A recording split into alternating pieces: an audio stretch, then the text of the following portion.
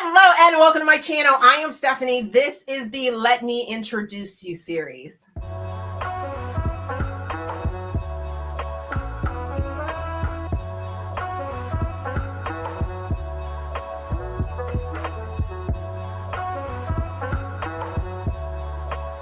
As I said, this is the Let Me Introduce You series where I introduce you to favorite authors of mine, new to me authors and books that I think would benefit you to check out. So at this time, let me introduce you to Sade Renee. Sade, please introduce yourself.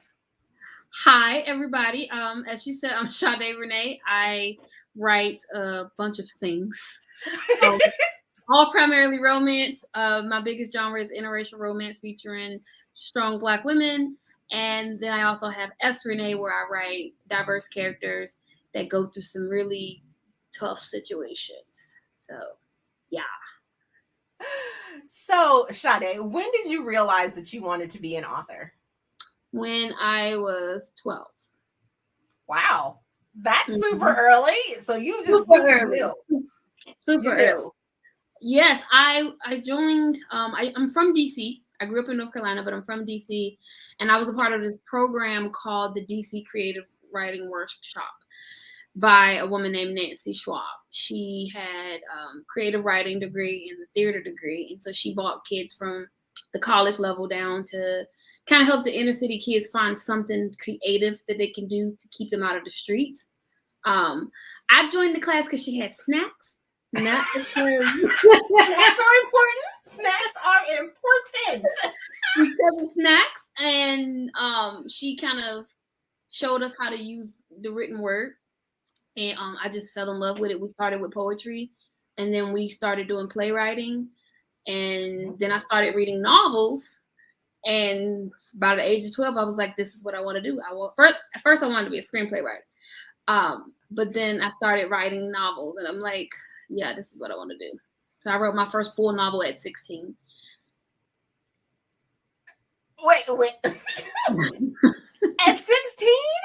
Mm-hmm. That is absolutely amazing. Is it still available? I mean, it's not. I mean, I have a bunch of copies. I have a bunch of copies of them, but I took it down. No. Ooh, so are you a independent, traditional, or hybrid author? I am independent. So I guess you could say I'm hybrid now because I do have my two newest releases are with small presses. So I guess you could say I'm hybrid. Okay. So are you a reader as well as an author? Yes. So what type of things do you enjoy reading? Not surprisingly, what will surprise most people is fantasy is my jazz. I prefer fantasy over anything. I love thrillers. It's like psychological thrillers. Mm-hmm. And then obviously I love dark romance. I love contemporary romance. It just really depends on the kind of mood I'm in. Okay, so you're a mood reader? Yeah, sometimes I want my mind to just be tore up. So then I'll go for some thriller. And sometimes I want to read a romance that's going to hurt so much that I hyperventilate. So it just really depends.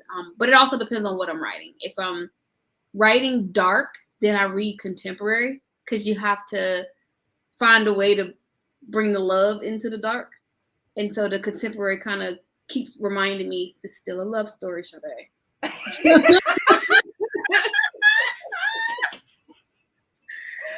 Well, I got a chance to read a couple of your novels, and I am thoroughly hooked. Just okay.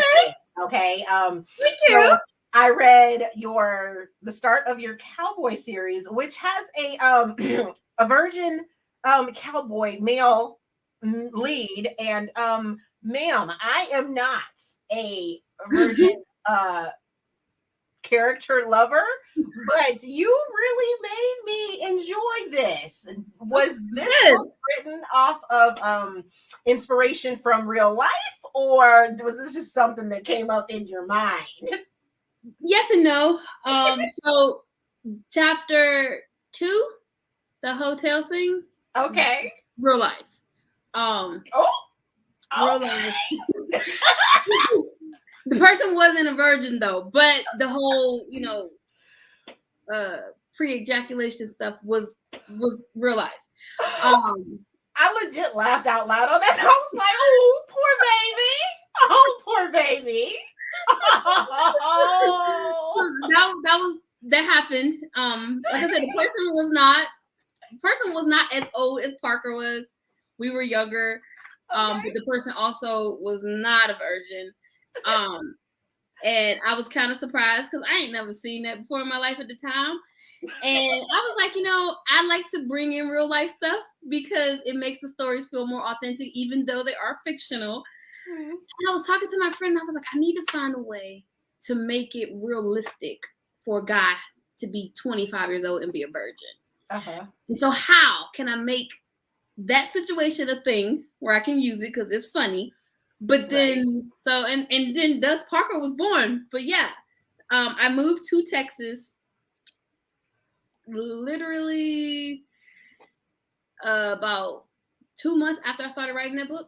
And oh wow, we always crack jokes. I'm gonna get down and I'm find me a cowboy. And so I'm like, well, I'm just gonna go ahead and write up my fictionalized version of me moving to Texas. Okay. I did not meet a cowboy. Did not meet a cowboy. I met a boy, just not a cowboy. Oh. Do we get that story later on? Does that what I have to look forward to? But yeah. So I don't know. I'm not a virgin character either. I don't really like reads. Well, I'm fine with them. I just get tired of seeing it with the female characters. Almost, I feel like you're saying that women can't have had experiences and still be deserving of these relationships. So that's why I loved your take on the whole virgin aspect of it, because you made sure that he told us or informed us as the reader that he may not have went all the way, but he most definitely, has, it's not like his whole mindset was virgin. He's had experiences, just not the complete experience. And those are the type of virgin sort of romances that I'm okay with. And I appreciated that with this story. So for the rest of your books, I'm currently reading the Dirty Calls duet. So I'm right at the end of the first book, and ma'am, I knew that reveal was gonna happen. I knew it was. I was like, I knew that was going to be the situation. But I'm okay with it. I'm waiting for this because I think I have like 16 minutes according to my Kindle that I have left of the first book. And I'm like, what cliffhanger are you about to drop me off on? So are you a lover of cliffhangers when it comes to your books? Definitely. No, so not all of my books have cliffhangers, but I do love cliffhangers. My Sade readers can't stand them, so I don't do them anymore. Unless I plan to release the next book really quick. Okay. But yes, I love a good cliffhanger. Now, as a consumer, I get so mad when I'm watching the show and they cut me off in the middle and I gotta wait 2 years, but I still watch. Like, if you can keep me for the whole series and then end me on a part that's so good that I'm just like, I gotta have the next part, then yes. People say they don't like cliffhangers, but they do. Yes. I mean, I will rage about a cliffhanger, but I'm gonna go pick up the next. It's gonna happen. Same. I'm gonna wait until the show comes out and I'm gonna watch it. So yes. And you better deliver. If it's trash, I might be a little disappointed, but I'm still gonna watch it. I may put you in the freezer just a little while, while. Until you figure out a way to make up for this. Exactly. So I do love cliffhangers. Are you a pantser or a plotter? I am a plotter through and through. I used to pants, and and then I stopped. Because when I pants, my story is not developed properly. I kind of just throw spaghetti at the wall and hope it makes sense. Okay. When I plot, I get a full story. So for your stories then, for all of them,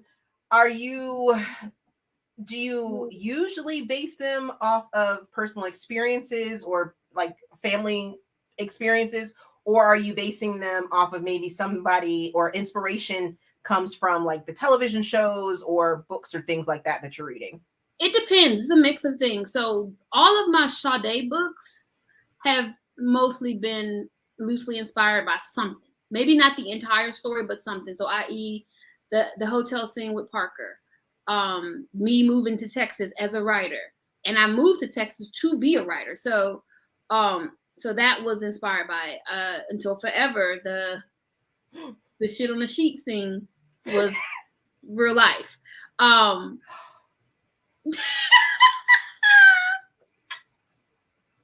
speechless, right? Oh, okay.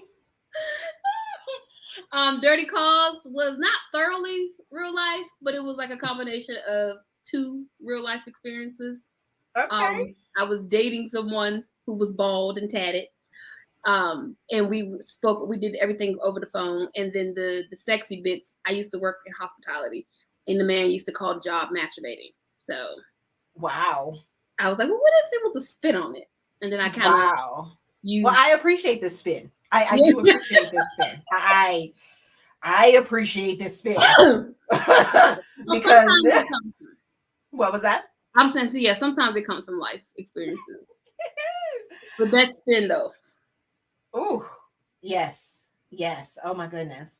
So how is the majority of your books interracial or multicultural, or do you have any Black love romances? So most of them as of right now are multicultural. I love diversity. I write diverse characters. I read diverse books. Hell, my life is diverse. But my first series was the first book that I wrote at 16. Those books were Black characters. Well, the female was Cuban and Black, but still Black characters. I do have a short story that I had wrote when the Black Lives Matter movement was really strong in 2020 for a charity anthology that I call Power Play. And it's essentially two powerful Black people who, it's Dirty Call vibes, but with Black people. Okay. And so I never republished it because it was so short. And so I use it as a reader magnet for my newsletter. But I do plan to expand them. And then I have another story idea that I want to write that is going to two of them. It's gonna hit home. It's gonna hit home hard. It's gonna touch on some. It's gonna be steamy and sexy, but I'm excited to write it because sometimes I like to get really creative with the kind of stories that I tell with certain kinds of characters, and I'm excited to see this story told with Black people. Okay, I appreciate that. Yes. So, if you could take one of your books and put it up on that Hollywood big screen, what format would you want it in? Would you want it as a movie, a television show, or a limited series? And which one would it be? Okay, I'm about to be greedy here because I got okay, be greedy. I want to see Dirty Calls and Dirty Endeavors as a limited series. Okay. You want to give me a fan cast too? What's the lady name? I can't think of her name. The girl that plays Daria in Orange Is the New Black. Oh goodness, I don't know. That's not a show that I watch. Dash. She is Dash on TikTok. You know who I'm talking about. She was also in. Dang it. Her. Either way, let me go find her. Okay. I have to find her because this is. Now you got me looking. Okay. Her or Lala. I can see Lala. Because Jessica's thick and she's like complected. Jessica's thick and like complected, and I know that Dash is a Latinx woman, but she's Afro Latina, so I think she'll be fine. Okay. But Lala Afro Latina too, I believe. Cast of Orange is the New Black. I'm gonna figure this out. There we go. What's her name? Dasha Polanco. Okay. I can picture her as Jessica. Because she's curvy, and Jessica is very curvy. And right. as far as Cade, when it comes to the bald head, the closest I can get is either gonna be, don't laugh at me, Vin Diesel or Jason Statham. See, that's my husband, so I'm okay with that. I'm good with that. I would watch that. I would eat that up, and that would be on my Yes. That's all I can. That's what I can think of with a bald head right now. That kind of fit. I've been because of the voice. Vin's voice is just on point, and I think Jason's just fine. Yes. Like I said, Jason's one of my husbands. My husband knows that Jason is my husband. Good. At least he knows. I do. Yes, Dirty Calls I want to see as a television show. Okay. I'll be happy wherever it comes, whichever network pick it up. But I feel like Netflix would do it justice because Netflix isn't afraid to show women's sexuality. Mm-hmm. And then obviously HBO because they've been doing the smutty stuff for a long time. They've been giving it. They've been giving us the thing lately. So that's what I would want for Dirty Calls. Far as movie version, I'm thinking like a Hallmarky movie. I would like it to be Kisses of Eggnog, the book I wrote with my best friend that came out for Christmas. It's very Hallmarky, but you got on the page theme. Okay. See, I'm making my way through your list, through your backlist is what I'm calling it. But you got a lot of work, ma'am. You have a lot of things that I need to read now, but I'm making my way through them. Well, I appreciate you. So even though you are Black, obviously, do you whatchamacallit? Do you use sensitivity readers when you are writing? No, unless I'm writing a person that is not Black or white, if that makes sense. I feel I'm Black, so I know what not to do for Black people.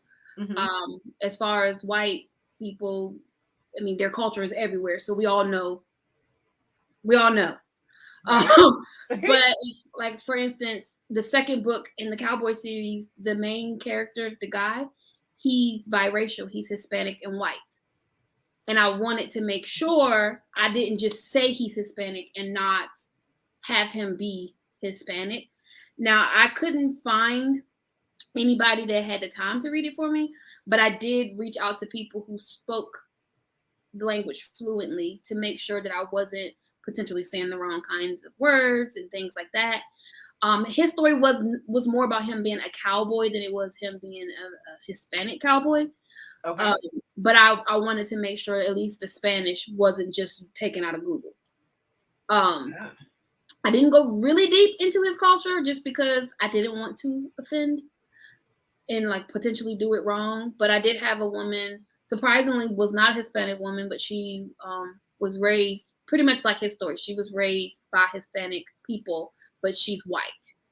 And so my friend, her godmother is Hispanic. And so they helped me with like traditional meals and stuff that I put in the book and how to say it and the right, how to have A for woman and O for male. Mm-hmm. And so I didn't have Hispanic readers or Latinx readers to read it because the people I reached out to didn't have time. Mm-hmm. But later on they picked it up and they said I did a good job. So there's that. That's awesome. So, what else are we going to talk about? Do you have? So, you're a plotter. Mm-hmm. So, how many books ahead are you at this point? As far as plotting, or as far as to be written? Yes, of course. I'm nosy. I'm trying to be nosy here. You know, I'm not. What do we have coming down the pipeline for us? It's a lot coming down the pipeline, but I'm not ahead of anything. I'm writing to publish. I have one more book. I'm working on a book now, which is the second book in my Dark Stalker romance that I wrote with Josie Beck. And so that one was plotted, but I have one more book that's plotted for the third book in my series it's another dark romance with my friend Theo Mute. So essentially, plot-wise, I'm ahead one book, but writing-wise, I'm not ahead. I'm actually behind at this point. I have to get my chapters finished before my birthday on the 26th so the book can go live. But it's a lot coming down the line. I have the book series with Brooklyn, which is called The Saccone Brothers. We just finished wrapping up technically the third full novel in the series, but it's a total of 1, 2, 5, but we combined it one. One was a prequel, but we put it into the full novel because it kind of lays the backstory of the female character. That one is interracial. It touches on some very dark, heavy stuff. She is a domestic abuse victim.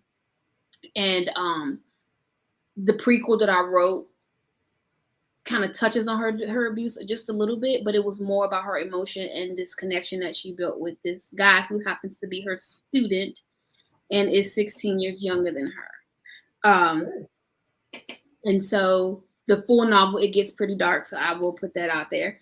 But we decided to put the prequel inside the book so that people can kind of get an idea of this couple before getting their full before story. They get into the full novel. So, okay. But yeah, so it's 2 novellas, and then at this point 2 full novels, and then there's supposed to be 5 more.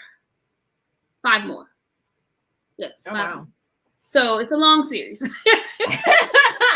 It sounds like you like to write with other people. Is that sort of something that helps you with your writing, or is that just sort of what your thing is? I kind of stumbled upon it. I'm real protective of my creative process, so I'm actually surprised that I write with so many people. But I kind of just stumbled upon it, and I realized that it's a lot easier when you have someone to go back and forth with over the story. I usually write pretty decent length books, and the amount of books I want to write, if I had to write them all by myself, y'all will be waiting for a very long time. So are you a full-time writer, or do you have another job? I have another job. I actually am human resource rep for a company here during the day, which is why I'm behind, because that's a lot of work. I see. Yes. I can imagine. So what is your sort of dream or your writing like process? Give me a day in the life of you being just strictly your writing. Some of your comfort things like that. Okay. So when it's just me living my writing life, I don't set an alarm. I kind of just wake up when I wake up, but I'll lay there forever. Just like kind of letting my mind like just clear whatever dreams I had. I let it go. Whatever's going on, I let it go. And I just lay there until I'm like, okay, you have to get up. I like to get my coffee first. I'll eat. I have to have a candle. I almost burned my house down last week because my candle lighter is out of fuel, and I tried to do the old school use paper towel on the stove thing. I'm burn the whole house down. And then I just I have to set the mood. Like, so obviously candles for me, I have to have a heater on me, even if it's hot. I have to have a heater. I'll turn it off if I get too hot, but I have to have a heater. It's my ritual. I have to have my playlist going. Depending on the book I'm writing, if it's dark, I gotta have my aromatherapy going to kind of calm me down. Okay. Because some stuff is very depressing, so I just kind of need that focus. Mm-hmm. I set a playlist for every single book, and sometimes I'll spend a whole day just figuring out the songs that I can think of off the top of my head. And then as I'm listening to other songs or other playlists, I'll just start kind of adding it. And then I just listen to it on repeat all day long until I get back in the head of my character. And then I sit down and I get to work. I write slow. So it might take me 7 hours to write a chapter, but that's just because I am a descriptive writer. Like I like to say, I like to show as much as possible. And sometimes it takes me a while to like really get in the character's head. And I like the lights out. Wait. So the only light you have is from like your computer screen? My computer screen and my candle, but I mean, I do wear glasses, so I might have a light on like far away, but this space will be dark. Wow. That's interesting. Mm-hmm. So snacks. Are we a snacker? What kind of snacks are we doing? I'm not much of a snacker, I'm more of a drinker. So are we drinking and writing and sober editing? Is that how it is? Yes. You're that type? Okay. I definitely write drunk. I feel like my words come out way better when I'm drunk. My it's like when you intoxicated, your intuition, your inhibitions just kind of go away. Right. And so I can kind of get into it really good if I'm under the influence and I don't have to think as hard. So I'm more of a drinker. I'll do wine, or I've been on this kick where I buy those sugar-free packages because drinking too much wine and too many cocktails is not okay for the waistline. So I do the sugar-free, like Crystal Light packages, and then I throw like 2 ounces of vodka in it, and that'll be my cocktail. And I might do 1 or 2 depending on how much writing I got to get done. And then this one big cup is like this big. It's like 2 ounces of vodka, and the rest of it is water. And I just drink on that. Interesting. That whole process just mind boggles me because I'm not an author. Don't want to be an author, and I commend y'all. They're right. I commend you. Ooh, knocking myself around. Commend you for putting I have troubles writing my reviews these days. This is why I do video reviews. Because I can say it better than I could write it out any day. So, wow. I'm just mind boggled. So music. Oh, yes. We mentioned music. So you've mentioned dark. I haven't read any of your dark books. Those are under S, Renee, correct? Yes. Okay. Yes. I will make note of that. I will make note of that for myself, for my further reading of your stuff, because I am completely intrigued by all of it. Do you include your playlists into your books? I always forget to put the link in there. But I do share it. Like in my newsletter sometimes, if I remember, I'll say, if you want to know how, this particular scene was inspired, here's the link. I do post it in my reader group sometimes. If a song is playing and it's like I'm really in the scene, I'll share it with my readers so that they know. But I always forget to share it. And I do that because my listening taste is not the same as other people's listening taste. So what kind of music taste are we talking? Like I like a lot of different things. The only thing I don't like is rock. But for instance, I don't like rock. Oh, wait. How you not gonna like rock? I don't like rock. Now, there's like older rock songs that were around in the 80s while I was growing up that I know, but I'm not a person that goes out and I can't name not one rock song for you. I bet you could. I bet you could. I mean, there's so many levels to rock. I mean, you have heavy metal, you have alternative, you have folk rock. You don't like none of that. I mean, there's some songs that I do know and like, but I couldn't name them. I could not tell you, I like that one rock song. I couldn't tell you. Okay. Nope. It's not my I guess I'll let you off with that one. Because, I mean, Red Hot Chili Peppers, Maroon 5. I know them, but I couldn't name one of their songs. Oh my goodness. It's just not my genre.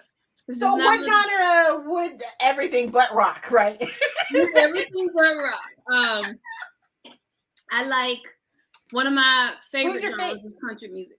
Say it again. I was gonna say, who's your favorite right now? You said country, so what country artist is your favorite right now? Like all the men, because they're so heartbroken.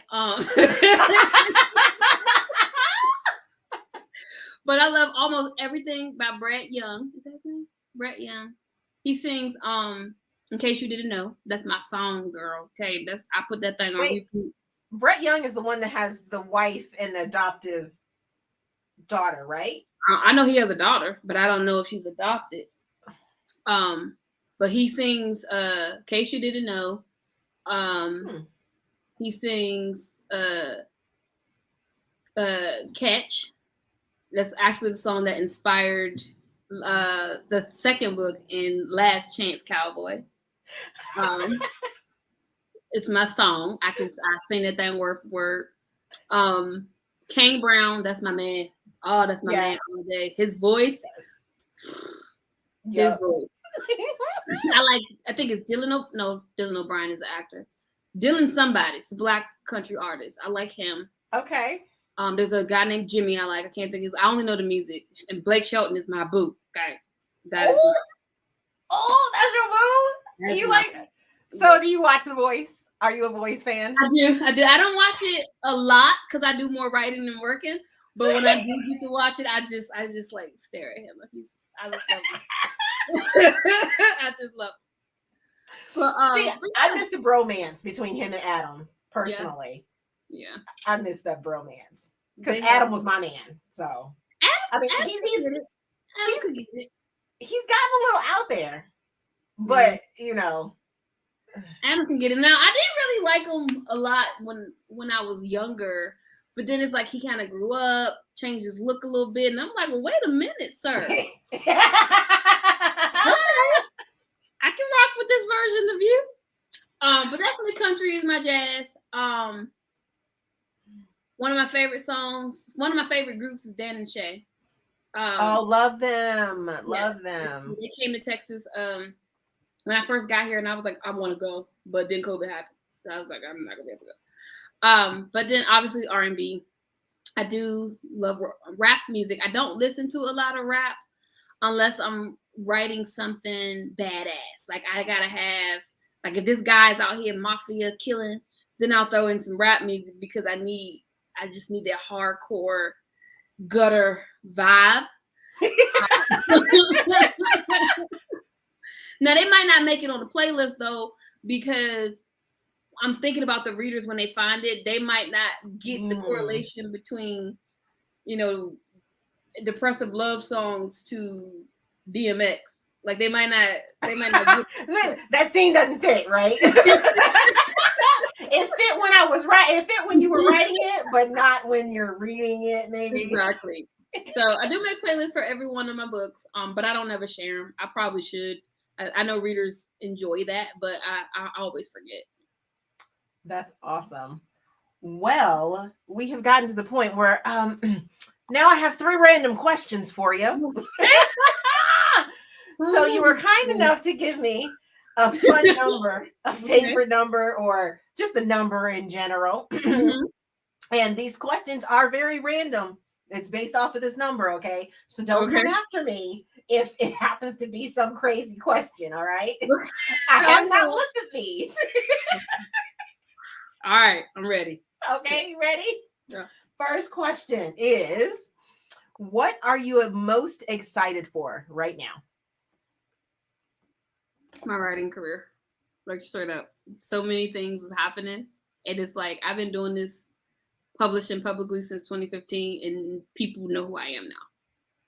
That's amazing. And this I hope more people will know of you after this. After people see this, because go read these books, you guys, because they're so good. I'm like digging into this backlist. Next question. Would you rather get a shoulder massage or a foot massage? Shoulder. You don't want nobody touching your feet, huh? Feet are gross. No. Like I'll go and get a pedicure.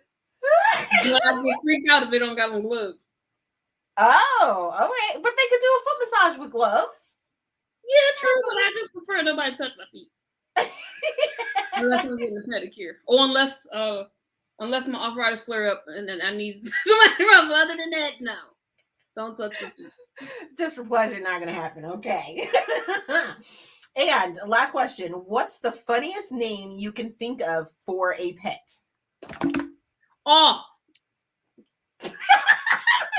so I'm not a pet person, but I have an idea for a book that I want to have. It's a cat, and he's black, and he has like a white nose, and in his eyes, and it looked like a penis, and he's gonna be named. I'm sorry. And the cat's name gonna be Mr. Dickerson.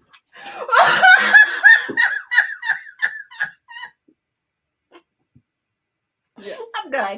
I'm done. I seen it. I seen the picture somewhere, and I saved it. I put it in my Plot Bunny notebook, and I said this is gonna be a rom-com, and this cat name is gonna be Mr. Dickerson. Well, I cannot wait for that because I'm already done. I'm done with this description. I'm done with the name. I'm ready to laugh it out. I can't wait for that one to come out. Miss Sade, thank you for joining and chatting with me just a little bit and letting people get to know you a little bit more. Go out and read her books, everybody. I will make sure that all her links are in the description box. So thank you very much. Thank you for having me. Nice to meet everybody. All right, everybody. I hope you guys enjoyed that bunch of laughs and got to know Sade just a little bit more. Go out and check out her books. Like I said, all of her information is in the description box. As always, if you enjoyed this video, please give it a big thumbs up. Subscribe to the channel. Also, there is a feedback form down in the description box so you guys can help me improve my channel. Thank you guys for watching, and we will see you in another video.